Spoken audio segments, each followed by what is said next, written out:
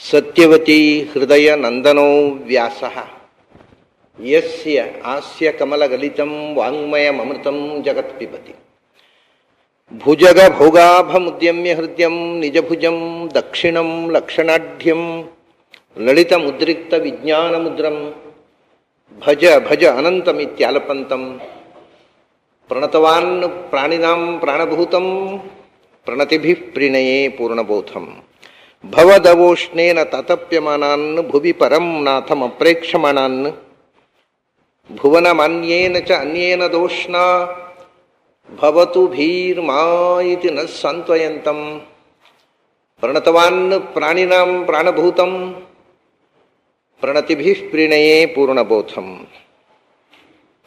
ನಾರಾಯಣಂ ಸುರಗುರುಂ ಜಗದೇಕನಾಥಂ ಭಕ್ತಪ್ರಿಯಂ ಸಕಲಲೋಕ ನಮಸ್ಕೃತಂಚ ತ್ರೈಗುಣ್ಯವರ್ಜಿತಮಜಂ ವಿಭುಮಾದ್ಯಮೀಶಂ ವಂದೇ ಭವಘ್ನಮರಾಸುರಸಿದ್ಧವಂದ್ಯಂ ನಾರಾಯಣಂ ನಮಸ್ಕೃತ್ಯ ನರಂಚೈವ ನರೋತ್ತಮಂ ದೇವೀಂ ಸರಸ್ವತೀಂ ವ್ಯಾಸಂ ತತೋ ಜಯಮುದೀರಯೇತ್. ನನ್ನ ಅಧ್ಯಾತ್ಮ ಬಂಧುಗಳೇ, ಜಗತ್ತಿನ ಸೃಷ್ಟಿ ತನ್ನಿಂದ ಸೃಷ್ಟಿಯಾಗತ್ತೆ, ತಾನೇ ಅದನ್ನು ಸೃಷ್ಟಿ ಮಾಡ್ತೇನೆ, ತಾನೇ ಅದನ್ನು ರಕ್ಷಣೆ ಮಾಡ್ತೇನೆ, ತಾನೇ ಅದನ್ನು ಸಂಹಾರ ಮಾಡ್ತೇನೆ. ಆದರೆ ಪ್ರಕೃತಿಂ ಯಾಂತಿ ಮಾಮಿಕಾಂ, ನನ್ನ ಅಧೀನವಾಗಿರತಕ್ಕಂಥ ಪ್ರಕೃತಿ ಈ ಸೃಷ್ಟಿ ಸ್ಥಿತಿ ಸಂಹಾರಗಳ ಕ್ರಿಯೆಯಲ್ಲಿ ಎರಡು ಪ್ರಕೃತಿಗಳು. ಪ್ರಕೃತಿ ಎಂದರೆ ಜಡ ಪ್ರಕೃತಿ, ಚೇತನ ಪ್ರಕೃತಿ. ಅದನ್ನು ಹೇಳಿದೆ ನಾನು ನಿನ್ನೆ. ಜಡ ಪ್ರಕೃತಿ ಮತ್ತು ಚೇತನ ಪ್ರಕೃತಿ ಎರಡೂ ಸೃಷ್ಟಿಯಲ್ಲಿ ಭಗವಂತನ ಜೊತೆಗೆ ಇರತಕ್ಕಂಥ ನಿತ್ಯ ಶಕ್ತಿಗಳು.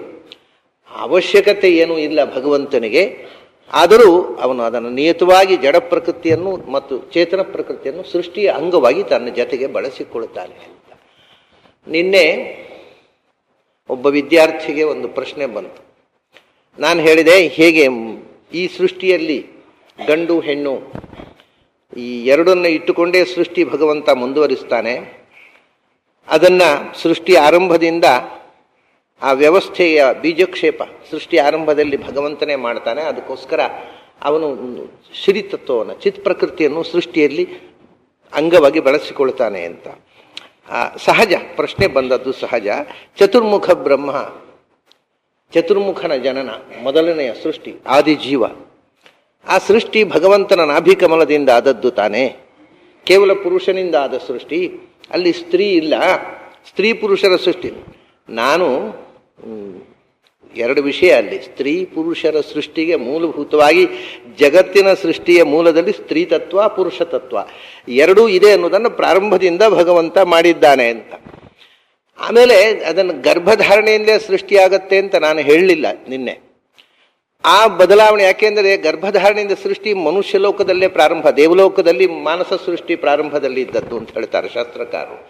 ಆದರೆ ಇದಕ್ಕೆ ಒಂದು ಸ್ವಲ್ಪ ಮಟ್ಟಿಗೆ ಗರ್ಭಧಾರಣೆಗೆ ಸಂಬಂಧಪಟ್ಟು ಕೂಡ, ಯಾಕೆಂದರೆ ಈ ಜಗತ್ತಿನ ಸೃಷ್ಟಿ ಎಂದರೆ ಬ್ರಹ್ಮಾಂಡದ ಸೃಷ್ಟಿ ಅಂದರೆ ಬ್ರಹ್ಮನ ಸೃಷ್ಟಿ. ಬ್ರಹ್ಮಾಂಡ ಅನ್ನೋದು ಬ್ರಹ್ಮನ ಶರೀರ, ಜೀವನ ಸೃಷ್ಟಿ ಶರೀರ ಸೃಷ್ಟಿ ಅಲ್ವಾ. ಬ್ರಹ್ಮಾಂಡ ಸೃಷ್ಟಿ ಹೇಗಾಯಿತು ಅಂದರೆ ಮಮಯೋ ನಿರ್ಮಹತ್, ಗೀತೆಯಲ್ಲಿ ಮಮಯೋ ನಿರ್ಮಹತ್ ಬ್ರಹ್ಮ ತಸ್ಮಿನ್ ಗರ್ಭಂ ದಧಾಮ್ಯಹಂ, ಶ್ರೀತತ್ವದಲ್ಲಿ ಗರ್ಭಾಧಾನ ಮಾಡ್ತೇನೆ. ತದಂಡಮಭವದ್ಧೈಮಂ, ಭಗವಂತನ ಆ ಗರ್ಭವೇ ಬಂಗಾರದ ಮೊಟ್ಟೆಯಾಗಿ ಹೊರಗೆ ಬಂತು, ಅದೇ ಚತುರ್ಮುಖನ ಶರೀರ ಅಂತ. ಹೀಗೆ ಎಲ್ಲೋ ಒಂದು ಕಡೆ ಹೆಣ್ಣಿನ ಮೂಲಕ ಗರ್ಭಾಧಾನದಿಂದ ಸೃಷ್ಟಿಯಾಗುತ್ತೆ ಅನ್ನೋ ಪ್ರೊಸೆಸ್ಸನ್ನು ಕೂಡ ಪ್ರಾರಂಭದಿಂದಲೇ ಭಗವಂತ ತೋರಿಸ್ಕೊಂಡು ಬಂದಿದ್ದಾನೆ, ಅವನಿಗೆ ಅಗತ್ಯ ಇಲ್ಲದಿದ್ರು. ಆದರೆ ಪೂರ್ಣ ಪ್ರಮಾಣದಲ್ಲಿ ಗರ್ಭದಿಂದ ಸೃಷ್ಟಿ ಅನ್ನುವಂಥದ್ದು ಅದು ಸ್ವಯಂಭುವ ಮನುವಿನ ಅನಂತರ. ಸ್ವಯಂಭುವ ಮನು ಮಾನವರ ಮೂಲ ಪುರುಷ. ಮಾನವ ಸೃಷ್ಟಿಗೆ ಅದು ಪೂರ್ಣ ಪ್ರಮಾಣದ, ಅದರ ಮೊದಲು ಪೂರ್ಣ ಪ್ರಮಾಣದಲ್ಲಿ ಗರ್ಭದಿಂದಲೇ ಜನನ ಅಂತಕ್ಕಂಥದ್ದು ಬಳಕೆಯಲ್ಲಿಲ್ಲ. ದೇವಲೋಕದಲ್ಲಿ ದೇವತಾ ಸೃಷ್ಟಿಯಲ್ಲಿ ಕೇವಲ ಸ್ತ್ರೀಯಿಂದ ಸೃಷ್ಟಿ ಇಲ್ಲ ಅಂತ ಶಾಸ್ತ್ರಕಾರರು ಹೇಳ್ತಾರೆ, ಹೊರತು ಕೇವಲ ಪುರುಷನಿಂದ ಸೃಷ್ಟಿ ಇಲ್ಲ ಅಂತ ಹೇಳೋದಿಲ್ಲ. ಇವತ್ತು ಕೇವಲ ಸ್ತ್ರೀಯಿಂದಲೂ ಸೃಷ್ಟಿ ಮಾಡ್ತೇವೆ ಅಂತ ನಮ್ಮ ವಿಜ್ಞಾನಿಗಳು ಹೊರಟಿದ್ದಾರೆ. ಎಷ್ಟು ಸಾರ್ಥಕ ಆಗುತ್ತೆ, ಅವರಲ್ಲಿ ಎಷ್ಟು ತಾಕತ್ತು ಇದೆ ಅನ್ನೋದು ನೋಡಿ ಆಮೇಲೆ ನಾವು ಅವರ ಯೋಗ್ಯತೆಯನ್ನು ಆಡೋಣ. ಈಗ ಅವರು ಬರೀ ಸ್ಟೇಟ್ಮೆಂಟ್ ಬೇಕಾದ್ದು ಕೊಡ್ಬೋದು. ಸ್ಟೇಟ್ಮೆಂಟ್ ಕೊಟ್ಟದ್ರಿಂದ ಯಾವುದು ಸತ್ಯ ಆಗೋದಿಲ್ಲ. ಅವರು ಏನು ಮಾಡ್ತಾರೆ, ಅವರು ಸೃಷ್ಟಿ ಮಾಡಿದ ಮೇಲೆ ಅದ್ರ ಬಗ್ಗೆ ವಿಚಾರ ಮಾಡೋಣ, ಈಗ ಅದ್ರ ಬಗ್ಗೆ ತಲೆ ಕೆಡಿಸ್ಕೊಳ್ಳೋದು ಬೇಡ. ಹೀಗೆ 2-3 ತತ್ವಗಳಾಯ್ತು. ಈಗ ಹೇಗೆ ಲೋಕದಲ್ಲಿ ಒಂದು ಮಗು ಹುಟ್ಟಬೇಕಾಗಿದ್ದರೆ ಜಡವಾಗಿರತಕ್ಕಂಥ ಪಂಚಭೂತಾತ್ಮಕವಾದಂಥ ಮೂಲದ್ರವ್ಯ ಶರೀರಕ್ಕೆ, ಮತ್ತು ತಂದೆ ತಾಯಿ ಎರಡು ಚೇತನ. ತಂದೆ ತಾಯಿ ಮತ್ತು ಜಡ ಈ ಮೂರು ಕಾರಣಗಳು ಹೇಗೆ ಬೇಕೋ ಹಾಗೆ ಅಲ್ಲಿಯೂ ಜಡ ಪ್ರಕೃತಿ ಮತ್ತು ತಾಯಿಯಾಗಿರತಕ್ಕಂಥ ಚಿತ್ ಪ್ರಕೃತಿ, ತಂದೆಯಾಗಿರತಕ್ಕಂಥ ಭಗವಂತ, ಈ ಮೂರು ಸೃಷ್ಟಿಯ ಆರಂಭದಲ್ಲಿ ಇತ್ತು. ಅದನ್ನ ಪ್ರಕೃತಿಂ ಯಾಂತಿ ಮಾಮಿಕ್, ಪ್ರಕೃತಿಂ ಸ್ವಾಂ ಅವಷ್ಟಭ್ಯ, ನಾನು ಸ್ವಾಂ ಪ್ರಕೃತಿಂ, ನನ್ನ ಅಧೀನವಾಗಿರತಕ್ಕಂಥ ಪ್ರಕೃತಿಯನ್ನು ಅವಲಂಬಿಸಿಕೊಂಡೇ, ಅಂದರೆ ಚಿತ್ ಪ್ರಕೃತಿಯನ್ನು ಜಡ ಪ್ರಕೃತಿಯನ್ನು ಬಳಸಿಕೊಂಡೇ, ಆದರೆ ಸ್ವಾಂ ನನಗೆ ಅಧೀನವಾಗಿರುವಂಥದ್ದು, ಅದಕ್ಕೆ ಅಧೀನವಾಗಿ ನಾನು ಅದನ್ನು ಬಳಸೋದಲ್ಲ. ಇವಾಗ ಒಬ್ಬ ಕುಂಬಾರ ಮಡಿಕೆ ಮಾಡಬೇಕಾಗಿದ್ರೆ ಮಣ್ಣು ಬೇಕೇ ಬೇಕು, ಅದು ಮಣ್ಣಿಗೆ ಅಧೀನವ, ಮಣ್ಣಿಲ್ಲದೆ ಸೃಷ್ಟಿ ಮಾಡಲಾರ.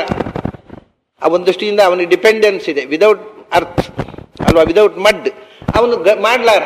ಹಾಗೆ ಭಗವಂತನಿಗೆ ಡಿಪೆಂಡೆನ್ಸ್ ಇಲ್ಲ, ಆದರೂ ನನ್ನ ಅಧೀನವಾದ ಚಿತ್ ಪ್ರಕೃತಿಯನ್ನು ಜಡ ಪ್ರಕೃತಿಯನ್ನು ನಾನು ಬಳಸಿಕೊಂಡು ಸೃಷ್ಟಿ ಮಾಡ್ತೇನೆ. ಪ್ರಕೃತಿ ಅನ್ನುವುದಕ್ಕೆ ಅನೇಕ ಅರ್ಥಗಳಿವೆ ಸಂಸ್ಕೃತದಲ್ಲಿ.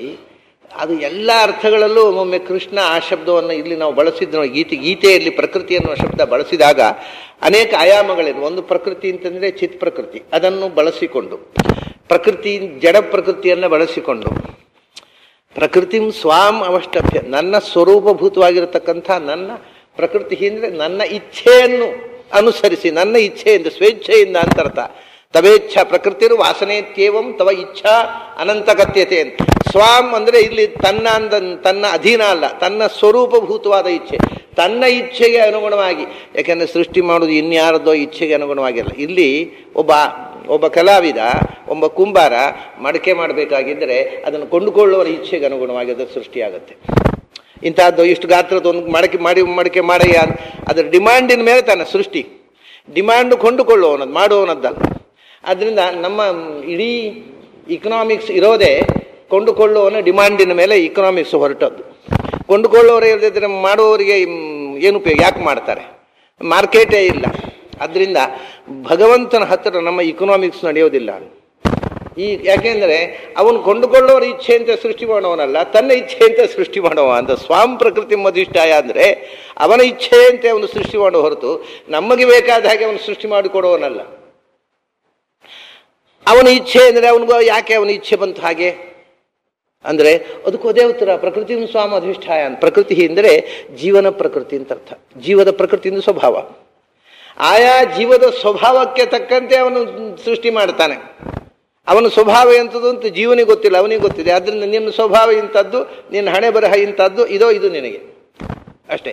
ಆದ್ದರಿಂದ ಆಯಾ ಜೀವದ ಸ್ವಭಾವಕ್ಕೆ ಅನುಗುಣವಾಗಿ ತನ್ನ ಸ್ವಂತ ಇಚ್ಛೆಯಿಂದ ಜಡ ಪ್ರಕೃತಿಯನ್ನು ಚೇತನ ಪ್ರಕೃತಿಯನ್ನು ಬಳಸಿಕೊಂಡು ಸೃಷ್ಟಿ ಮಾಡ್ತಾನೆ. ಇಷ್ಟು ಪ್ರಕೃತಿ ಸ್ವಾಮ ಅಧಿಷ್ಠಾಯ ಅನ್ನುವಾಗ ಇಷ್ಟು ಅರ್ಥಗಳನ್ನು ಈ ಶಬ್ದ ಕೊಡುತ್ತೆ ನಮಗೆ. 4 ಪ್ರಕೃತಿ ಅಂದರೆ ಒಂದು ಭಗವಂತನ ಇಚ್ಛೆ, ಜೀವನ ಸ್ವಭಾವ ಮತ್ತು ಜೀವನ ಸ್ವಭಾವ ಮತ್ತು ಜೀವನ ಸಂಸ್ಕಾರ, ಇದೆಲ್ಲವೂ ಪ್ರಕೃತಿ ಶಬ್ದದಿಂದ ಗೃಹೀತವಾಗತ್ತೆ. ಜಡ ಪ್ರಕೃತಿ ಮತ್ತು ಚೇತನ ಪ್ರಕೃತಿ.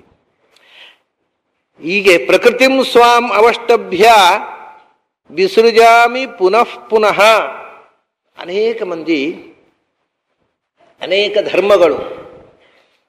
ಧರ್ಮಗಳು ಸೃಷ್ಟಿಯನ್ನು ಅನೇಕ ಬಾರಿ ರಿಪೀಟ್ ಆಗತ್ತೆ ಅನ್ನೋದನ್ನು ಒಪ್ಪೋದಿಲ್ಲ. ಇವತ್ತು ಕ್ರಿಶ್ಚಿಯಾನಿಟಿಯಲ್ಲಿ, ಇಸ್ಲಾಂನಲ್ಲಿ ಪುನಃ ಸೃಷ್ಟಿ ಇಲ್ಲ. ಒಂದೇ ಭಯಾನಕ ಅಲ್ವಾ? ಆ ದೇವರು ಮತ್ತೆ ಅನಂತ ಕಾಲದವರೆಗೆ ಏನೂ ಮಾಡಲಿಕ್ಕಿಲ್ಲ. ಈ ಒಂದು ಸೃಷ್ಟಿ ಮಾಡಿಬಿಟ್ಟ, ಯಾಕೆ ಮಾಡಿದ್ನೋ ಗೊತ್ತಿಲ್ಲ, ಇದರ ಹಿಂದೆ ಮಾಡಲಿಲ್ಲ, ಇನ್ನು ಅನಂತ ಕಾಲದವರೆಗೆ ಸೃಷ್ಟಿ ಮಾಡಲಿಕ್ಕೇ ಇಲ್ಲ. ಏನು ಶೋಚನೀಯ ಆ ದೇವರು. ಅವನಿಗೆ ಸೃಷ್ಟಿ ಮಾಡೋ ಹಾಗೂ ಇಲ್ಲ, ಸಂಹಾರ ಮಾಡೋ ಏನೂ ಮಾಡೋ ಹಾಗಿಲ್ಲ, ಒಂದೇ ಸೃಷ್ಟಿ. ಈ ಕಲ್ಪನೆ ಮಾಡೋರಿಗೆ ವಿಚಿತ್ರ, ಈ ಕಲ್ಪನೆ ವಿಚಿತ್ರ. ಮತ್ತೆ ಸೃಷ್ಟಿ ಇಲ್ಲ ಅಂತ, ಒಂದೇ ಸೃಷ್ಟಿ ಮತ್ತೆ ಸೃಷ್ಟಿ ಇಲ್ಲ ಅಂತ ಹೇಳ್ತಕ್ಕಂಥವರು ಇದ್ದಾರೆ. ಅದು ಸುಮಾರಾಗಿ ನಮ್ಮಲ್ಲಿ ಅದಕ್ಕೆ ಹೊಂದಿಕೆ ಆಗತಕ್ಕಂಥ ಕಾನ್ಸೆಪ್ಟ್ ನಮ್ಮಲ್ಲಿ ಬೇರೆ ಯಾರಲ್ಲೂ ಇಲ್ಲ. ಆದರೆ ಪುನಃ ಸೃಷ್ಟಿ ಇಲ್ಲ ಅಂತಕ್ಕಂಥದ್ದನ್ನು ಅನಿವಾರ್ಯವಾಗಿ ಒಪ್ಪಬೇಕಾದ್ದು ಅದ್ವೈತದಲ್ಲಿ ಮಾತ್ರ. ಯಾಕಂದ್ರೆ ಎಲ್ಲರೂ ಬ್ರಹ್ಮಭಾವ ಹೊಂದಿದ್ಮೇಲೆ ಮತ್ತೆ ಸೃಷ್ಟಿ ಆಗೋ ಪ್ರಶ್ನೆ ಇಲ್ಲ. ಅಂದರೆ ಪುನಃ ಸೃಷ್ಟಿ ಎಲ್ಲರೂ ಬ್ರಹ್ಮಭಾವ ಅನಂತ ಕಾಲದವರೆಗೆ ಹೊಂದುವುದಿಲ್ಲ ಅಂತಂದರೆ ಅವನು ಬ್ರಹ್ಮನ ಆಗೋದೇ ಇಲ್ಲ ಅಂತ ಆಯ್ತು ಯಾವತ್ತು. ಅನಂತ ಕಾಲದ ಒಳಗೆ ಅವನ ಬ್ರಹ್ಮಭಾವ ಎಲ್ಲರೂ ಹೊಂದಿಬಿಟ್ರೆ ಮತ್ತೆ ಸೃಷ್ಟಿ ಆಗುವುದು ಸಾಧ್ಯವೇ ಇಲ್ಲ. ಆದ್ದರಿಂದ ಸೃಷ್ಟಿಯೇ ಇಲ್ಲದ ಒಂದು ದುರಂತ ಅದ್ವೈತದ ಪ್ರಕ್ರಿಯೆಯಲ್ಲಿ ಬರುತ್ತೆ. ಬೇರೆ ನಮ್ಮಲ್ಲಿ ಯಾವ ಮತದಲ್ಲಿಯೂ ಕೂಡ ರಾಮಾನುಜರ ಸಿದ್ಧಾಂತದಲ್ಲಿ ಆಗಲಿ, ತರ್ಕ ಸಿದ್ಧಾಂತದಲ್ಲಿ ಆಗಲಿ, ಸಾಂಖ್ಯದಲ್ಲಿ ಆಗಲಿ, ನ್ಯಾಯದಲ್ಲಿ ಆಗಲಿ, ವೈಶೇಷಿಕದಲ್ಲಿ, ಯೋಗ ಸಿದ್ಧ ಯಾವ ಸಿದ್ಧಾಂತದಲ್ಲೂ ಈ ಪ್ರಾಬ್ಲಮ್ ಇಲ್ಲ. ಆದರೆ ಸೃಷ್ಟಿಯೇ ಇಲ್ಲದಂಥ, ಇನ್ನು ಅನಂತ ಕಾಲದವರೆಗೆ ಸೃಷ್ಟಿ ಇಲ್ಲದಂಥ ಒಂದು ಶೂನ್ಯ ನಿರ್ಮಾಣ ಆಗತ್ತೆ ಅಕಾರ್ಡಿಂಗ್ ಟು ಅದ್ವೈತ. ಬೇರೆ ಎಲ್ಲ ಮತಗಳ ಪ್ರಕಾರ ಕೃಷ್ಣ ಹೇಳ್ತಾನೆ, ವಿಸೃಜಾಮಿ ಪುನಃ ಪುನಃ, ಅಗೈನ್ ಆ್ಯಂಡ್ ಅಗೈನ್, ರಿಪೀಟೆಡ್ಲಿ. ಸೃಷ್ಟಿ ಅನ್ನೋದು ಒಂದು ಆಗಿ ಮುಗೀತು ಅಂತ ಇಲ್ಲ, ಮತ್ತೆ ಮತ್ತೆ ಮತ್ತೆ ಮರಳಿ ಮರಳಿ ಸೃಷ್ಟಿ ಮಾಡ್ತಾ ಇರ್ತೀನಿ ನಾನು. ಒಂದು ಸೃಷ್ಟಿ ಆಯಿತು, ಅದೇ ಹೇಳಿದ್ದಕ್ಕೆ ಪೀರಿಯಡ್ ಕೂಡ ಹೇಳಿರ್ತೇನೆ, ಲೆಕ್ಕ ನಿನ್ನೆ ಹೇಳಿದೆ ನಾನು.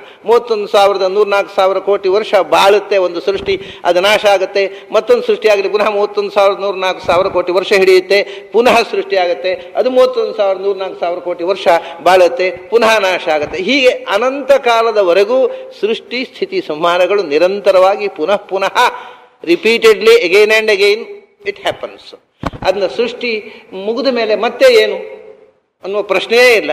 ಸೃಷ್ಟಿ ಸ್ಥಿತಿ ಸಂಹಾರಗಳ ಒಂದು ಚಕ್ರ, ಇದು ನಿರಂತರವಾಗಿ ನಡೆಯುವ ಚಕ್ರ ಭ್ರಮಣೆ. ಇದು ಎಲ್ಲೋ ಒಂದು ಕಡೆ ಮುಗಿಯುವ ಸರಳ ರೇಖೆ ಅಲ್ಲ, ಇದು ಇಟ್ ಇಸ್ ಎ ಸೈಕಲ್ ಅಂತ. ಅದರಿಂದ ಅವನು ಹೇಳ್ತಾನೆ, ವಿಸೃಜಾಮಿ ಪುನಃ ಪುನಃ. ಅವನು ಎಷ್ಟು ಎಲ್ಲ ಸಂಶಯಗಳಿಗೆ ಉತ್ತರ ಬರತಕ್ಕಂಥ ರೀತಿಯಲ್ಲಿ ಅಲ್ಲಿ ಮಾತುಗಳಿದೆ. ಗೀತೆಯಲ್ಲಿ ನೋಡಿ, ನಾವು ಎಷ್ಟು ಸಂಶಯಗಳು ನಮಗೆ ಸೃಷ್ಟಿಯ ಬಗ್ಗೆ, ಭಗವಂತನ ಮಹಿಮೆಯ ಬಗ್ಗೆ, ವಿಶ್ವದ ವಸ್ತುಸ್ಥಿತಿಯ ಬಗ್ಗೆ ಬರುತ್ತೆ. ಆ ಎಲ್ಲ ಸಂಶಯಗಳಿಗೂ ಉತ್ತರ ಕೊಡಲಿಕ್ಕೆ ಬೇಕಾದ 1-2 ಶಬ್ದಗಳಿರ್ತವೆ. ಈ ಪುನಃ ಪುನಃ ಅನ್ನೋ ಶಬ್ದ ಯಾಕೆ ಬಂತು ಅಂದರೆ, ಸೃಷ್ಟಿ ಒಂದೇ ಸರ್ತಿ ಮತ್ತೆ ಇಲ್ಲ, ಮೊದಲು ಇಲ್ಲ, ಇದಕ್ಕಿಂತ ಮೊದಲು ಸೃಷ್ಟಿ ಆಗಲಿಲ್ಲ, ಇದು ನಾಶವಾದ್ಮೇಲೆ ಮತ್ತೆ ಸೃಷ್ಟಿ ಆಗುವುದಿಲ್ಲ ಅಂತ ಹೇಳುವವರಿಗೆ ಉತ್ತರ ರೂಪವಾಗಿ ಪುನಃ ಪುನಃ ಅಂದರೆ ಇನ್ನೊಂದು ಸರ್ತಿ ಆಯಿತು ಅಷ್ಟೇ ಅಲ್ಲ, ಇದು ಅನಂತ ಕಾಲದವರೆಗೆ ಮುಂದುವರಿತು ಅನ್ನೋದಕ್ಕೆ ಪುನಃ ಪುನಃ ರಿಪೀಟೆಡ್ಲಿ. ಎಷ್ಟು ಬಾರಿ ಸೃಷ್ಟಿ ಆದರೂ ಅದು ಮುಗಿಯಿತು. ಕೊನೆಯ ಸೃಷ್ಟಿ ಮತ್ತು ಪ್ರಥಮ ಸೃಷ್ಟಿ ಅಂತ, ಮೊದಲ ಸೃಷ್ಟಿ ಅಂತ ಒಂದು ಇರಲಿಲ್ಲ, ಕೊನೆಯ ಸೃಷ್ಟಿ ಅಂತ ಒಂದು ಇರುವುದಿಲ್ಲ. ಎಲ್ಲ ಸೃಷ್ಟಿಯು ಸೃಷ್ಟಿಪೂರ್ವ, ಪ್ರತಿಯೊಂದು ಸೃಷ್ಟಿಯ ಮೊದಲು ಒಂದು ಸೃಷ್ಟಿ ಇತ್ತು, ಪ್ರತಿಯೊಂದು ಸೃಷ್ಟಿಯ ಅನಂತರೂ ಒಂದು ಸೃಷ್ಟಿ ಇರುತ್ತೆ. ಅದರಿಂದ ಮುಂದೆ ಉತ್ತರಕಾಲೀನ ಸೃಷ್ಟಿ ಇಲ್ಲದ ಸೃಷ್ಟಿ ಅಥವಾ ಪೂರ್ವಕಾಲೀನ ಸೃಷ್ಟಿ ಇಲ್ಲದ ಸೃಷ್ಟಿ ಅಂತ ಈ ಸೃಷ್ಟಿಯೇ ಇಲ್ಲ. ಎಲ್ಲ ಸೃಷ್ಟಿಯು ಸರ್ವಾಪಿ ಸೃಷ್ಟಿ ಸೃಷ್ಟಿಪೂರ್ವ ಸೃಷ್ಟಿತ್ವಾತ್, ಸರ್ವಾಪಿ ಸೃಷ್ಟಿ ಸೃಷ್ಟಿಯುತ್ತರ ಸೃಷ್ಟಿತ್ವಾತ್ ಅಂತ. ಎಲ್ಲ ಸೃಷ್ಟಿಗೂ ಪೂರ್ವ ಸೃಷ್ಟಿ ಇದೆ, ಉತ್ತರ ಸೃಷ್ಟಿ ಇದೆ, ಪ್ರತಿಯೊಂದು ಸೃಷ್ಟಿಯು ಮಧ್ಯ ಸೃಷ್ಟಿಯೇ. ಆದ್ದರಿಂದ ಪುನಃ ಪುನಃ ವಿಸೃಜಾಮಿ. ಹೀಗೆ ಪ್ರಕೃತಿಂ ಸ್ವಾಂ ಅಭಿಷ್ಟಭ್ಯ ವಿಸೃಜಾಮಿ ಪುನಃ ಪುನಃ ಭೂತಗ್ರಾಮಂ ಇಮಂ ಕೃತ್ಸ್ನಂ. ಇದರ ಬಗ್ಗೆ ಇತ್ತೀಚೆಗೆ ವಿದ್ವಾಂಸರಲ್ಲಿ ಒಂದು ಗೊಂದಲ ನಿರ್ಮಾಣ ಆಗಿದೆ. ಏನು ಅಂದರೆ, ಸೃಷ್ಟಿ ಎಲ್ಲ ಜೀವರ ಸೃಷ್ಟಿಯು ಪ್ರತಿ ಕಲ್ಪದಲ್ಲಿಯೂ ಆಗುತ್ತೋ ಅಥವಾ ಪ್ರತಿಯೊಂದು ಕಲ್ಪದಲ್ಲಿ ಕೆಲವು ಜೀವರನ್ನು ಸೃಷ್ಟಿ ಮಾಡುವುದು ಅಂತ. ಅದು ಅಸೃಜ್ಯಾವಸ್ಥೆಯಲ್ಲಿ ಇರ್ತಾರೆ ಕೆಲವರು, ಒಂದೊಂದು ಸೃಷ್ಟಿಯಲ್ಲಿ ಕೆಲವರನ್ನೇ ಸೃಷ್ಟಿಯೋ ಅಂತ. ಇದರ ಬಗ್ಗೆ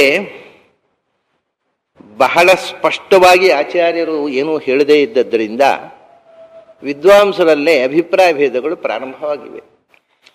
ಅದು ಎಲ್ಲಕ್ಕಿಂತ ದೊಡ್ಡ ಈ ವಾದಕ್ಕೆ ಪೂರಕ ಅನ್ನುವ ರೀತಿಯಲ್ಲಿ ನಮಗಿರತಕ್ಕಂಥದ್ದು ಆಚಾರ್ಯರು ಹೇಳುವುದು ಬಿಟ್ಟರೆ ನಮಗೆ ಬಹಳ ದೊಡ್ಡ ಅಥೆಂಟಿಕ್ ಸ್ಟೇಟ್ಮೆಂಟ್ ಯಾವುದು ಗೊತ್ತೋ? ತ್ರಿವಿಕ್ರಮ ಪಂಡಿತಾಚಾರ್ಯ. ತ್ರಿವಿಕ್ರಮ ಪಂಡಿತಾಚಾರ್ಯ ಏನಾದರೂ ಹೇಳಿದರೆ ಅದು ಆಚಾರ್ಯ ಹೇಳಿದಷ್ಟೇ ಮಹತ್ವ ಕೊಡ್ತೇವೆ ನಾವು. ಆಚಾರ್ಯರಿಂದ ಪರಮಾನುಗ್ರಹಕ್ಕೆ ಪಾತ್ರ ಆದವರು ಆಚಾರ್ಯರ ಸಾಕ್ಷಾತ್ ಶಿಷ್ಯರು. ಆಚಾರ್ಯರು ಆದೇಶ ಮಾಡಿ ಭಾಷ್ಯ ಬರೆದದ್ದು. ಆಚಾರ್ಯ ಭಾಷ್ಯಕ್ಕೆ ಟೀಕೆ. ಆಚಾರ್ಯ ಜೀವನ ಚರಿತ್ರೆಯಲ್ಲಿ ತನ್ನ ಶಿಷ್ಯರಲ್ಲಿ ಯಾರಿಗೂ ವ್ಯಾಖ್ಯಾನ ಬರಿ ಅಂತ ಆಚಾರ್ಯರು ಹೇಳಿದ್ದರ ಉಲ್ಲೇಖ ಇಲ್ಲ. ಆದರೆ ಆಜ್ಞಾ ಬಲಾದ ಶಿಲೇಶತ ಏಷತೇಷಾಂ ತ್ರಿವಿಕ್ರಮ ಪಂಡಿತಾಚಾರ್ಯ ಮಾತ್ರ ಆಚಾರ್ಯರು ಹೇಳಿ ಬರೆಸಿದ್ದಾರೆ, ನನ್ನ ಗ್ರಂಥಕ್ಕೆ ನೀನೇ ಭಾಷ್ಯ ವ್ಯಾಖ್ಯಾನ ಬರಿ ಅಂತ. ಹಾಗಾದರೆ ತ್ರಿವಿಕ್ರಮ ಪಂಡಿತರ ಬಗ್ಗೆ ಆಚಾರ್ಯರಿಗೆ ಇದು ಸಂಪ್ರತಿಪತ್ತಿ ಅರ್ಥ ಆಗತ್ತೆ. ನನ್ನ ಬ್ರಹ್ಮಸೂತ್ರ ಭಾಷ್ಯಕ್ಕೆ ನೀನೇ ಭಾಷ್ಯ ಬರೀಬೇಕು ಅಂತ ತ್ರಿವಿಕ್ರಮ ಪಂಡಿತರ ಹತ್ರ ಹೇಳಿ ನೀನು ಟೀಕೆ ಬರಿ ಅಂತ ಬರೆಸಿದ್ದಾರೆ ಆಚಾರ್ಯ. ಅದನ್ನು ಅವರು ಹೇಳಿಕೊಳ್ತಾರೆ, ನನಗೆ ಯೋಗ್ಯತಾ ಇಲ್ಲ, ಆಚಾರ್ಯರ ಗ್ರಂಥಕ್ಕೆ ವ್ಯಾಖ್ಯಾನ ಬರೆಯುವ ಯೋಗ್ಯತಾ ನನಗಿಲ್ಲ, ಅದನ್ನು ಅರ್ಥ ಮಾಡಿಕೊಳ್ಳುವ ಯೋಗ್ಯತಾ ಇಲ್ಲ. ಆದರೆ ಆಚಾರ್ಯರು ವ್ಯಾಖ್ಯಾನ ಬರೀ ಅಂತ ಆಜ್ಞೆ ಮಾಡಿದರು. ಅವರ ಆಜ್ಞೆಯಿಂದ ನನಗೊಂದು ಯೋಗ್ಯತೆ ಬಂತು. ಯಾವಾಗ ಆಜ್ಞೆ ಮಾಡಿದ್ರು ಅವ್ರು ಬರೆಸ್ತಾರೆ ನನ್ನ ಕೈಲಿ, ಇನ್ನು ಅವರ ಜವಾಬ್ದಾರಿ ಅಂತ ಹೇಳಿ ಬರೀತೀರಿ ಅಂತ. ಹೀಗೆ ಒಂದು ಧೈರ್ಯ ಇಲ್ಲದಿದ್ರೆ ನನಗೆ ಬರೆಯೋ ಧೈರ್ಯ ಇಲ್ಲ. ಆಚಾರ್ಯರ ಒಂದು ಮಾತನ್ನು ಪೂರ್ಣ ಅರ್ಥ ಮಾಡಿಕೊಳ್ಳುವ ಶಕ್ತಿ ನನಗಿಲ್ಲ ಅಂತ ಹೇಳ್ತಾರೆ. ಆದರೆ ಆಚಾರ್ಯ ಹೇಳಿದ್ರಿಂದ ಅವ್ರು ನುಡಿಸ್ತಾರೆ, ಅವ್ರು ಬರೆಸ್ತಾರೆ, ಬರೀತಾರೆ. ಹಾಗಾಗಿ ತ್ರಿವಿಕ್ರಮ ಪಂಡಿತರು ಏನಾದರೂ ಹೇಳಿದರೆ ಅದು ಆಚಾರ್ಯರ ಹೇಳಿಕೆಯಷ್ಟೇ ಅಥೆಂಟಿಕ್ಕು. ಇವತ್ತು ಸಿದ್ಧಾಂತದ ಒಂದು ತೀರ್ಮಾನದಲ್ಲಿ ಅವರು ಒಂದು ಕಡೆ ಈ ಮಾತು ಏನು ಅಂದರೆ ತ್ರಿದಿವ ನಿರಯ ಭೂಗೋಚರ ನಿತ್ಯಬದ್ಧಾನ್, ನಿತ್ಯ ಸಂಸಾರಿಗಳು ಅಂದರೆ ಅವ್ರಿಗೆ ಯಾವತ್ತೂ ಕೂಡ ಅವ್ರದ್ದು ಭೂಮಿ ಸ್ವರ್ಗ ನರಕ, ಭೂಮಿ ಸ್ವರ್ಗ ನರಕ, ಈ ಮೂರರ ಚಕ್ರ ಭ್ರಮಣ ನಿರಂತರ ನಡೀತಾ ಇರ್ತದೆ ನಿತ್ಯ ಸಂಸಾರಿಗಳಿಗೆ ಅಂತ ಅನ್ನತಕ್ಕಂಥ ಮಾತನ್ನ ಅವರು ವಾಯುಸ್ತುತಿಯಲ್ಲಿ ಹೇಳ್ತಾರೆ. ಇದು ಎಲ್ಲ ಜೀವರನ್ನು ಏಕಕಾಲದಲ್ಲಿ ಸೃಷ್ಟಿ ಮಾಡ್ತಾನೆ ಅನ್ನುವುದಕ್ಕೆ ಪ್ರಾಯ ಇದು ಒಂದು ಸ್ಫೂರ್ತಿ ಇರಬಹುದು ಆ ವಾದಕ್ಕೆ.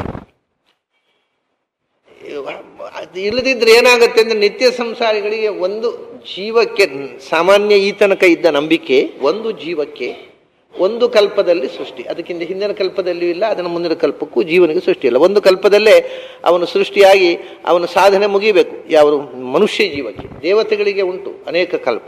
ಒಂದು ಕಲ್ಪದಲ್ಲೇ ಮುಗಿದು ಅವನು ಮುಕ್ತಿಯೋಗ್ಯ ಆದರೆ ಮುಕ್ತಿಗೆ ಹೋಗ್ತಾನೆ, ತಮಯೋಗ್ಯ ಆದರೆ ತಮಸ್ಸಿಗೆ ಹೋಗ್ತಾನೆ, ನಿತ್ಯ ಸಂಸಾರಿ ಏನಾಗ್ತಾನೆ.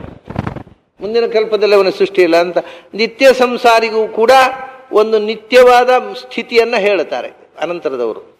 ನಿತ್ಯವಾದ ಸ್ಥಿತಿ ಮತ್ತೆ ಹುಟ್ಲಿಕ್ಕಿಲ್ಲ, ಅವನಿಗೆ ಎಲ್ಲೋ ಒಂದು ಕಡೆ ಶಾಶ್ವತವಾಗಿ ಇದ್ದು ಬಿಡ್ತಾನೆ. ಹಾಗಾದ್ರೆ ಅವನಿಗೆ ಒಂದು ಮುಕ್ತಿ ಒಪ್ಪಿದ ಹಾಗಾಯ್ತಲ್ಲ.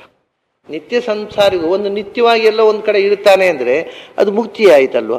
ಮುಕ್ತಿ ಅಲ್ಲ ಅದು, ಯಾಕೆಂದ್ರೆ ಆನಂದಮಯ ಅಲ್ಲ ಅಂತ ಹೇಳ್ಬೇಕು. ಆನಂದಮಯವಾದ ಸ್ಥಿತಿ ಮುಕ್ತಿ ಅಂತ ಹೇಳಲಿಕ್ಕೆ ತಮಸ್ಸನ್ನು ಮುಕ್ತಿ ಅಂತ ಹೇಳ್ತಾರೆ ಆಚಾರ್ಯ.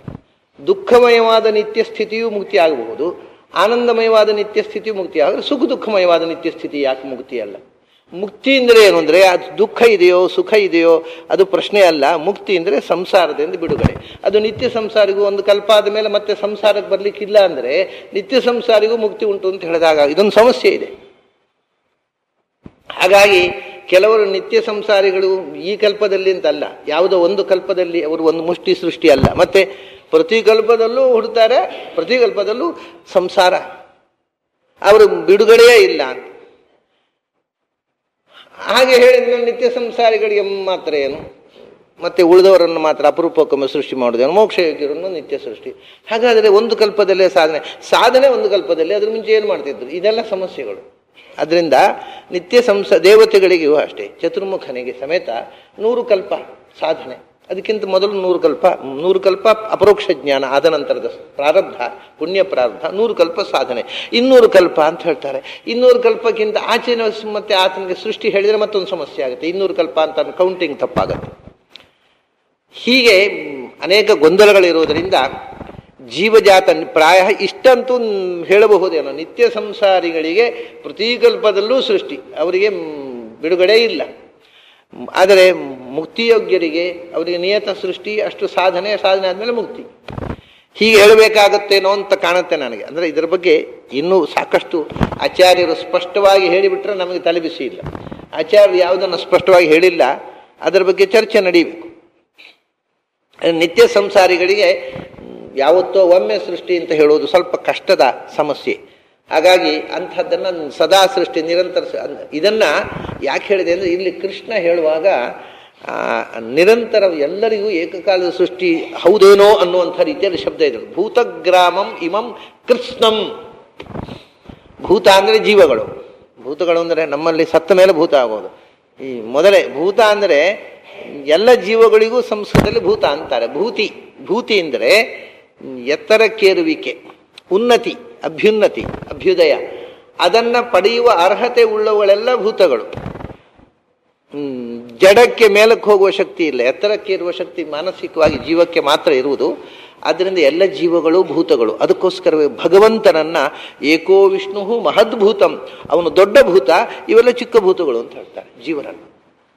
ಅಸ್ಯ ಮಹತೋ ಭೂತಸ್ಯ ನಿಶ್ವಸಿತಮ್ಯೇತದ್ ಋಗ್ವೇದ ಯಜುರ್ವೇದ ಸಾಮವೇದ ಅಥರ್ವವೇದ ಇತಿಹಾಸ ಪುರಾಣ ಪಂಚಮೋ ವೇದಾನಾಂ ವೇದ.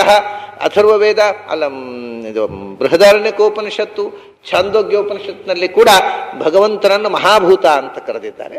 ವಿಷ್ಣು ಸಹಸ್ರನಾಮದ ಕೊನೆಯಲ್ಲಿ ಅದನ್ನು ಕನ್ಫರ್ಮ್ ಮಾಡಿದ್ದಾರೆ. ಅವನು ಮಹಾಭೂತ, ಮಹಾಭೂತ ಶ್ರುತಿ ಅಂತ ಐತರೇಯ ಉಪನಿಷತ್ತಿಗೆ ಹೆಸರು. ಮಹಾಭೂತಿ ಶ್ರುತಿ ಅಂತ ಈಗ ಪ್ರಿಂಟ್ ಆಗಿರತಕ್ಕಂಥ ಪಾಠ. ಮಹಾಭೂತಿ ಶ್ರುತಿ ಅಂದರೆ, ಮಹಾಭೂತಿ ಅಂತಂದರೆ ಲಕ್ಷ್ಮಿ. ಮಹಾಭೂತ ಅಂದರೆ ಭೂತಿ ಉಳ್ಳವ ಭೂತ, ಭೂತಿ ಅಂದರೆ ಲಕ್ಷ್ಮಿ, ಲಕ್ಷ್ಮೀಪತಿ ಭೂತ. ಮಹಾಭೂತಿ ಅಂದರೆ ಲಕ್ಷ್ಮಿ, ಮಹಾಭೂತ ಅಂದರೆ ವಿಷ್ಣು ಅಂತ. ಅದರಿಂದ ಅದು ಲಕ್ಷ್ಮಿ ಕಂಡದ್ದು ಆ ಮಂತ್ರಗಳನ್ನು, ಐತರೇಯವನ್ನು. ಅದು ಮಹಾಭೂತಿ ಶ್ರುತಿ ಅಂತ ಈಗ ಪ್ರಿಂಟ್ ಆದಂತಹ ಪುಸ್ತಕಗಳಲ್ಲೆಲ್ಲ ಇದೆ. ಅದರ ಹಳೆಯ ತುಳು ಪುಸ್ತಕಗಳೆಲ್ಲ ಇರುವುದು, ತಾಡವಾಲೆ ಪುಸ್ತಕ ಇರುವುದು ಮಹಾಭೂತ ಶ್ರುತಿ ಅಂತ. ಮಹಾಭೂತ ಅಂದರೆ ವಿಷ್ಣು, ವಿಷ್ಣು ವಿಷಯಕವಾದ ಶ್ರುತಿ ಅಂತ. ಮಹಾಭೂತ ಶ್ರುತಿ ಲಕ್ಷ್ಮೀ ದೃಷ್ಟವಾದ, ನಾರಾಯಣ ವಿಷಯಕವಾದಂತಹ ಶ್ರುತಿ ಅಂತ. ಹಾಗಾಗಿ ಭಗವಂತನನ್ನು ಮಹಾಭೂತ ಅಂತ ಕರೀತಾರೆ. ಈ ಜೀವರೆಲ್ಲ ಭೂತಗಳು. ಭೂತಗ್ರಾಮ, ಗ್ರಾಮ ಅಂದರೆ ಗ್ರೂಪ್, ಸಮುದಾಯ, ಜೀವಗಳ ಸಮುದಾಯ. ಸಮುದಾಯ ಯಾಕೆಂದರೆ ಬೇರೆ ಬೇರೆ ಸಮುದಾಯಗಳಿವೆ ಜೀವರಲ್ಲಿ, ಬರೀ ಒಂದು ಜೀವಗಳ ಗುಂಪುಗಳು ಅಂತ. ಯಾಕೆಂದರೆ ಒಂದೊಂದು ಜೀವದ ಗುಂಪೆ, ಮನುಷ್ಯ ಜೀವ, ಮುಕ್ತಿಯೋಗ್ಯ ಜೀವ, ಸಂಸಾರ ಯೋಗ್ಯ ಜೀವ, ತಮೋಯೋಗ್ಯ ಜೀವ. ಮುಕ್ತಿಯೋಗ್ಯರಲ್ಲಿಯೂ ಮನುಷ್ಯ ಜೀವ, ಋಷಿ ಜೀವ, ದೇವತಾ ಜೀವ. ದೇವತಾ ಜೀವಗಳಲ್ಲಿಯೂ ಬ್ರಹ್ಮಪದಕ್ಕೆ ಯೋಗ್ಯವಾದ ಜೀವಗಣ, ರುದ್ರಪದ ಯೋಗ್ಯವಾದ ಜೀವಗಣ, ಇಂದ್ರಪದ ಯೋಗ್ಯವಾದ ಜೀವಗಣ. ಹೀಗೆ ಗ್ರಾಮಗಳು. ಗ್ರಾಮಗಳು ಅಂದರೆ ಗುಂಪುಗಳು. ಜೀವದಲ್ಲಿ ಬೇರೆ ಬೇರೆ ಗ್ರಾಮಗಳಿವೆ. ಅವು ಸೇರಿ ಎಲ್ಲ ಜೀವ ಸಮುದಾಯ. ಅಷ್ಟೇ, ಜೀವ ಸಮುದಾಯ ಅಂತ ಹೇಳುವುದಿಲ್ಲ ಅವನು, ಕೃತ್ಸ್ನಂ ಅಂತ ಹೇಳ್ತಾನೆ. ಕೃತ್ಸ್ನಂ ಅಂದರೆ ಎಂಟೈರ್ ಅಂತ ಇಂಗ್ಲಿಷ್ ಹೇಳಿದಾಗೆ ಸಮಸ್ತ ಜೀವ ಸಮುದಾಯವನ್ನು ಸೃಷ್ಟಿ ಮಾಡ್ತೇನೆ ಅಂತ. ಹಾಗಾದರೆ ಮತ್ತೆ ಎಲ್ಲೋ ಒಂದು ಕಲ್ಪದಲ್ಲಿ ಒಂಚೂರು, ಇನ್ನೊಂದು ಕಲ್ಪ ಒಂಚೂರು ಅಲ್ವೇನೋ ಅಂತ ಅರ್ಥ ನಮಗೆ ಕಾಣುವಂತೆ ಕೃತ್ಸ್ನಂ ಅನ್ನುವ ಶಬ್ದವನ್ನು ಬಳಸ್ತಾನೆ. ಹಾಗಾಗಿ ನಿತ್ಯ ಸಂಸಾರಿಗಳ ಮಟ್ಟಿಗಾದರೂ ಪೂರ್ತಿ ಜೀವಸೃಷ್ಟಿ ಅನ್ನೋದನ್ನು ಕೃಷ್ಣ ಇಲ್ಲಿ ಸೂಚಿಸ್ತಾನೇನೋ ಅಂತ ನನಗೂ ಅನ್ನಿಸ್ತಾ ಇದೆ. ಇದರ ಬಗ್ಗೆ ತುಂಬ ಸಂಶೋಧನೆ ನಡೀಬೇಕು. ಯಾಕೆಂದರೆ ಈ ಹಿಂದೆ ಇರತಕ್ಕಂಥ ಕಾನ್ಸೆಪ್ಟು ಪೂರ್ತಿ ಸೃಷ್ಟಿ ಆಗುವುದಿಲ್ಲ ಅಂತ. ಸಮಗ್ರ ದಾಸ ಸಾಹಿತ್ಯದಲ್ಲಿ ದಾಸರುಗಳು ಸೃಷ್ಟಿಯನ್ನು ಒಂದೊಂದು ಕಲ್ಪದಲ್ಲಿ ಮುಷ್ಟಿ ಸೃಷ್ಟಿ ಅಂತ ಹೇಳ್ತಾರೆ. ಇಷ್ಟು ಒಂದು ಕೆಲವು ಜೀವರನ್ನು ಸೃಷ್ಟಿ ಮಾಡ್ತಾನೆ ಅಂತ. ಹಾಗಾಗಿ ನಾವು ಈಗ ಏನು ಬದಲಾವಣೆ ಮಾಡಿದರೂ ಈ ತನಕದ ನಂಬಿಕೆ ಅಷ್ಟೂ ದಾಸ ಸಾಹಿತ್ಯದ ಹಾಡುಗಳು ಬಿದ್ದು ಹೋಗ್ತವೆ. ಬದಲಾವಣೆ ಮಾಡೋದು ಅಂತಂದರೆ ಅಷ್ಟು ಸುಲಭ ಇಲ್ಲ. ಅದು ಇಷ್ಟು ತನಕದ ಬಂದಿರತಕ್ಕಂಥ ಅನೇಕ ವಿದ್ವಾಂಸರ ನಂಬಿಕೆಗಳು, ಅನೇಕ ದೇವರ ನಾಮಗಳೆಲ್ಲ ಬಿದ್ದು ಹೋಗ್ತವೆ. ಅವು ತಪ್ಪು ಅಂತ ಬಿಸಾಡಬೇಕಾಗತ್ತೆ. ಆದ್ದರಿಂದ ಯಾವುದೇ ತೀರ್ಮಾನ ಮಾಡಬೇಕಾಗಿದ್ದರೂ ಬಹಳ ಎಚ್ಚರಿಕೆಯಿಂದ ಇದರ ಬಗ್ಗೆ ವಿಮರ್ಶೆ ನಡೀಬೇಕು. ಅದಕ್ಕೋಸ್ಕರ ನಾನದೇ ಇದರ ಬಗ್ಗೆ ಸಾಧ್ಯತೆಯನ್ನು ಮಾತ್ರ ನಾನು ಹೇಳಿದೆ, ತೀರ್ಮಾನ ಇನ್ನೂ ಹೇಳಿಲ್ಲ ನಾನು. ಭೂತಗ್ರಾಮಂ ಇಮಂ ಕೃತ್ಸ್ನಂ ಅವಶಂ ಪ್ರಕೃತೇರ್ವಶಾತ್. ಅವಶಂ ಪ್ರಕೃತೇರ್ವಶಾತ್. ಪ್ರಕೃತೇರ್ವಶಾತ್, ಇದು ಇಡೀ ಜೀವಜಾತ ಪ್ರಕೃತಿಯ ಅಧೀನವಾಗಿದೆ. It is dependent on nature ಅಂತ. ಪ್ರಕೃತಿಯ ಅಧೀನವಾಗಿರುವ ಈ ಭೂತಗ್ರಾಮ, ಇಡೀ ಸಮಸ್ತ ಜೀವಜಾತವು ಜಡ ಪ್ರಕೃತಿಗೆ ಅಧೀನವಾಗಿದೆ. ಯಾಕೆಂದರೆ ಜಡ ಪ್ರಕೃತಿಯಿಂದ ಬದ್ಧವಾಗಿದೆ. ಮೋಕ್ಷ ಆಗುವ ತನಕವೂ ಜೀವಜಾತ ಅನ್ನೋದು ಜಡ ಪ್ರಕೃತಿಯ ಬಂಧಕ್ಕೆ ಒಳಗಾಗಿದೆ. ಸೃಷ್ಟಿಯಾಗುವ ಮುಂಚೆಯೂ, ಸೃಷ್ಟಿ ಆದ ಮೇಲೆಯೂ, ಪ್ರಳಯ ಕಾಲದಲ್ಲೂ ಸರ್ವದಾ ಜೀವಕ್ಕೆ ಆವರಣವಾಗಿರತಕ್ಕಂಥದ್ದು ಲಿಂಗ ಶರೀರ, ಅದು ಜಡ ಪ್ರಕೃತಿ. ಅದರಿಂದ ಪ್ರಕೃತಿ ವಶ ಈ ಲಿಂಗ ಶರೀರದೊಳಗೆ ಬದ್ಧವಾಗಿಯೇ ಇದ್ದಾನೆ ಜೀವ. ಈ ಬಂಧದಿಂದ ಮೋಕ್ಷ ಯಾವಾಗ ಆಗತ್ತೆ ಅದಕ್ಕೆ ಮುಕ್ತಿ ಅನ್ನೋದು. ಅದನ್ನು ಮೋಕ್ಷಕ್ಕೆ ಹೋಗುವಾಗ ಮಾತ್ರ ಪ್ರಕೃತಿ ಬಂಧನದಿಂದ ಬಿಡುಗಡೆ. ಅಲ್ಲಿ ತನಕವೂ ಪ್ರಕೃತಿಯ ವಶವೇ ಇರ್ತದೆ. ಜಡ ಪ್ರಕೃತಿ, ಜಡ ಪ್ರಕೃತಿಯ ಅಭಿಮಾನಿನಿಯಾಗಿರತಕ್ಕಂಥ ಚೇತನ ಪ್ರಕೃತಿ, ಪ್ರಕೃತಿಯರ್ ವಶಾತ್. ಆದ್ದರಿಂದ ಅವಶಂ ಅಂತ. ಅವಶಂ ಅಂದರೆ ಜೀವಕ್ಕೆ ತಾನೇ ತಾನಾಗಿ ಸೃಷ್ಟಿಯಾಗುವ ಸಾಧ್ಯತೆ ಇಲ್ಲ. ಅವನು ಬಯಸಿದಂತೆ ಸೃಷ್ಟಿ ತನ್ನನ್ನು ತಾನು ಮಾಡಿಕೊಳ್ಳಲಾರ. ಅವನು ಪರಾಧೀನ, ಅವಶ. ಅವನು ತನ್ನ ವಶ ಅಲ್ಲ, ಸ್ವವಶನಲ್ಲ, ಪ್ರಕೃತಿಯ ಅಧೀನ. ಆದ್ದರಿಂದಲೇ ಇನ್ನೊಂದು ಬಂತು, ಅವಶ. ಅವನು ಪ್ರಕೃತಿಯ ಅಧೀನ ಆದ್ಮೇಲೆ ಅವಶ ಆಗಲೇಬೇಕು. ಅಂದ್ರೆ ಏನು? ಅಹ ಇತಿ ಬ್ರಹ್ಮ ತತ್ರಾಗತಂ ಅಹಮಿತಿ. ಅಹ ಅಂದ್ರೆ ಭಗವಂತ. ಪ್ರಕೃತಿಯ ಅಧೀನ ಆದಮೇಲೆ ಪ್ರಕೃತಿ ಭಗವಂತನ ಅಧೀನ ಆಗಿರೋದ್ರಿಂದ ಭಗವಂತನ ಅಧೀನ ಆಗಿರಲೇಬೇಕು. ಅವನು ಪ್ರಕೃತಿಯ ಅಧೀನ ಆದಮೇಲೆ ಪ್ರಕೃತಿ ನಿಯಾಮಕರಾದ ಭಗವಂತನ ಅಧೀನ ಅನ್ನೋದು ಸ್ವತೇವ ಸಿದ್ಧ. ಆದ್ದರಿಂದ ಅಕಾರವಾಚ್ಯನಾದ ಭಗವಂತನಿಗೆ ವಶ, ಆದರೆ ಸ್ವವಶ ಅಲ್ಲ. ಅವಶಂ ಪ್ರಕೃತೇ ವಶಾತ್.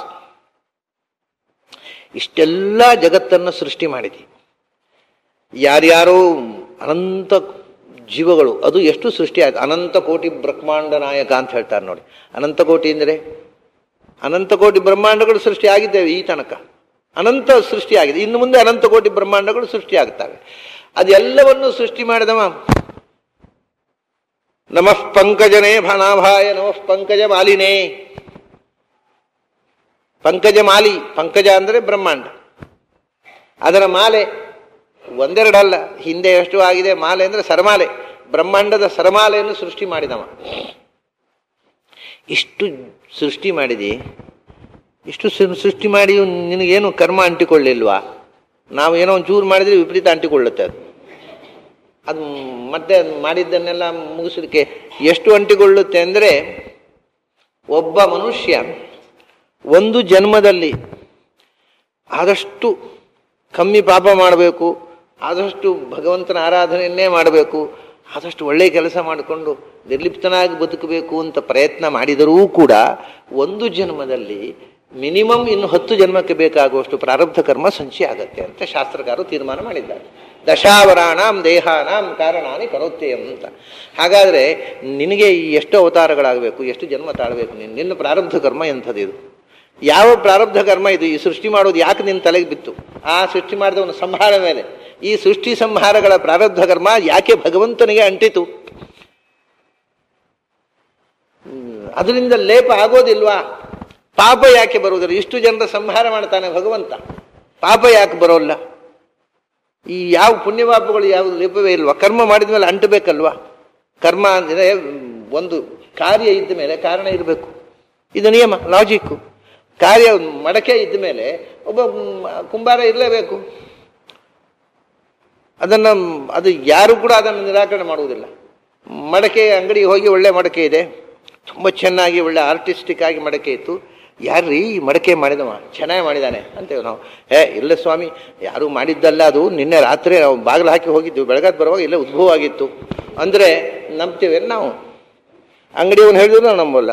ಅವನಿಗೆ ಬುದ್ಧಿ ನೆಟ್ಟಗಿಲ್ಲ, ಅವನು ಲ್ಯೂನೆಟಿಕ್, ಅವನ ಆಸ್ಪತ್ರೆ ಸೇರಿಸ್ಬೇಕು, ಸ್ವಲ್ಪ ಬುದ್ಧಿ ನೆಟ್ಟಗಿಲ್ಲ ಅಂತ ಹೇಳ್ತೇವೆ. ಆದ್ದರಿಂದ ಒಂದು ಕಾರ್ಯ ಇದ್ದ ಮೇಲೆ ಅದರ ಹಿಂದೆ ಒಂದು ಕಾರಣ ಇರಬೇಕು ಅನ್ನೋ ಲಾಜಿಕ್ಕಿಯ ಈ ಎಲ್ಲಿಯೂ ಬಾಧಕ ಇಲ್ಲ. ಹಾಗಾಗಿ ಕರ್ಮ ಇದ್ದ ಮೇಲೆ ಅದಕ್ಕೆ ಕಾರಣಭೂತವಾಗಿರತಕ್ಕಂಥದ್ದೇನೋ ಒಂದು ಸಂಗತಿ ಇರಬೇಕು. ಅದಾದಮೇಲೆ ಕರ್ಮದಿಂದ ಆಗತಕ್ಕಂಥ ಆಫ್ಟರ್ ಇಫೆಕ್ಟು ಆಗ್ತಾ ಹೋಗಬೇಕು.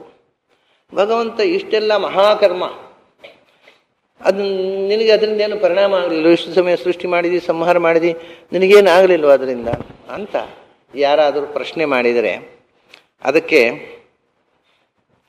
ಕೃಷ್ಣ ಹೇಳ್ತಾನೆ, ನಚಮಾಂ ತಾನಿ ಕರ್ಮಾಣಿ ನಿಬಧ್ನಂತಿ ಧನಂಜಯ ಉದಾಸೀನವದಾಸೀನಮಸಕ್ತಂ ತೇಷು ಕರ್ಮಸು.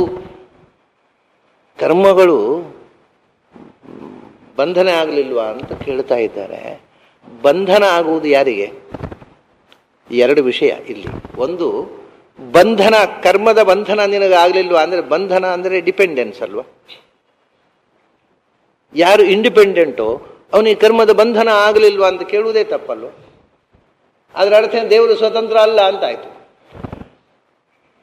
ಯಾರು ಸ್ವತಂತ್ರನೋ ಅವನಿಗೆ ಕರ್ಮಲೇಪ ಆಗಲಿ ಅಂತ ಲಾಜಿಕ್ಕೇ ತಪ್ಪು.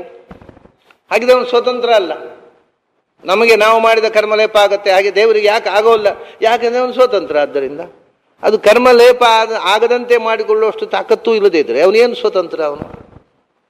ಹಾಗಾಗಿ ಅವನಿಗೆ ಯಾವ ಕರ್ಮಲೇಪವೂ ಆಗುವುದು ಸಾಧ್ಯ ಇಲ್ಲ, ಅವನು ಸ್ವತಂತ್ರನಾದ್ದರಿಂದ. ಇನ್ನೊಂದು ವಿಷಯ ಏನು ಅಂದರೆ, ಕರ್ಮಲೇಪ ಯಾರಿಗಾಗುವುದು ಅನ್ನೋದು ಒಂದು ಕಾಮನ್ ಸೆನ್ಸು. ಯಾರು ಮಾಡ್ತಾನೋ ಅವರಿಗೆ ಕರ್ಮಲೇಪ ಅಂತ ಎಲ್ಲರೂ ತಿಳ್ಕೊಂಡಿದ್ದಾರೆ. ಇದು ತಪ್ಪು ಸಂಗತಿ. ಯಾರು ಮಾಡ್ತಾರೆ ಅವರಿಗೆ ಕರ್ಮದ ಲೇಪ ಅಂತ, ಫಲ ಮಾಡಿದವರಿಗೆ ಫಲ ಸಿಗಬೇಕು ಅಂತ. ಅದನ್ನು ಕೆಲವರೆಲ್ಲ ನಾವು ತಪ್ಪು ಮಾಡಿದರೆ ಏನ್ರಿ, ಕೆಲವರು ಇದ್ದಾರೆ ನಾಸ್ತಿಕರು, ನಾವು ತಪ್ಪು ಮಾಡಿ, ದುರ್ಯೋಧನ ಅಂತವ್ರು, ನಾವು ತಪ್ಪು ಮಾಡಿದರೆ ಏನು, ನಮ್ಮೊಳಗೆ ಕೂತು ನಿಮ್ಮ ದೇವರೇ ಮಾಡಿಸಿದ ಹೌದಲ್ಲ, ಅವನೇ ಹೋಗಲಿ ನರಕಕ್ಕೆ, ನಾವು ಹೋಗಲ್ಲ ಅಂತ ಕೂತು ಬಿಡ್ತಾರೆ. ಇದು ಅವರ ಲಾಜಿಕ್ಕು, ಭಾರಿ ಬುದ್ಧಿವಂತಿಕೆಯ ಲಾಜಿಕ್ಕು ಅಂತ ಹೀಗೆ ಮಾತಾಡಿ ಆರಾಮ ಕೂತು ಬಿಡ್ತಾರೆ. ಅವರಿಗೆ ನಿರ್ಭಯ ಏನು ಅಂದರೆ, ಮಾಡಿಸಿದವರು ಬೇಕಾದ್ರೆ ಹೋಗಲಿ ನರಕಕ್ಕೆ, ನಾವು ಯಾಕೆ ಹೋಗಬೇಕು? ಆದರೆ ವಿಷಯ ಏನಂದರೆ, ಯಾರು ಕರ್ಮ ಮಾಡಿದ್ದು, ನಾವು ಮಾಡಿದ್ದಲ್ಲ, ಕೇನಾಪಿ ದೈವೇನ ಹೃದಯ ಸ್ಥಿತಿಯನ್ನು ನೀವೇ ಹೇಳುದಲ್ಲ, ಒಳಗಿದ್ದು ಮಾಡಿಸ್ತಾನೆ, ಅವನೇ ಹೋಗಲಿ. ಆದರೆ ತಮಾಷೆ ಏನು ಅಂದರೆ, ಹೀಗೆ ಮಾತಾಡುವವರಿಗೆ ಕರ್ಮದ ಒಂದು ಮೂಲಭೂತವಾದ ಕಾಮನ್ ಸೆನ್ಸ್ ಕೂಡ ಇಲ್ಲ. ಯಾರು ಮಾಡ್ತಾರೋ ಅವರಿಗೆ ಫಲ ಅಲ್ಲ, ಈ ಲೋಕದಲ್ಲಿ ಕೂಡ ಅಲ್ಲ. ಯಾರು ಮಾಡ್ತಾರೋ ಅವರಿಗೆ ಫಲ ಅಲ್ಲ, ಫಲ ಅಲ್ಲ, ಫಲ ಅಲ್ಲ, ಫಲ ಅಲ್ಲ.